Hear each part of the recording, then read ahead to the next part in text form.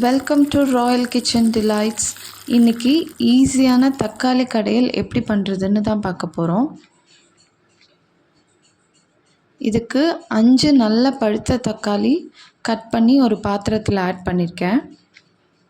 பெரிய வெங்காயம், 4 பச்சை மிளகா இதையும் கட் பண்ணி ஆட் பண்ணியிருக்கேன். தேவையான அளவு உப்பு, 1 கிளாஸ் தண்ணி. இது எல்லாத்தையும் நல்லா மிக்ஸ் பண்ணி இதை வேக வைக்கணும். ஒரு 10 நிமிஷம் இதை வேக விடணும். 10 நிமிஷம் ஆனதுக்கப்புறம் இந்த அளவுக்கு வெந்திருக்கும். இந்த மாதிரி வெந்தால் போதும். இது இந்த அளவுக்கு வெந்ததுக்கப்புறம் மத்து வச்சு இதை நல்லா கடையணும். இந்த மாதிரி கடைஞ்சால் போதும். இது கடைஞ்சதுக்கப்புறம் தாளிப்புக்காக ஆயில், கடுகு, கருவேப்பிலை தாளித்து இதில் கொட்டி மிக்ஸ் பண்ணால் ஈஸியான தக்காளி கடையல் ரெடி. இந்த தக்காளி கடையல் இட்லி, தோசை, ஆப்பம் இது 3க்கும் நல்ல சூட் ஆகும். ட்ரை பண்ணி பாருங்கள்.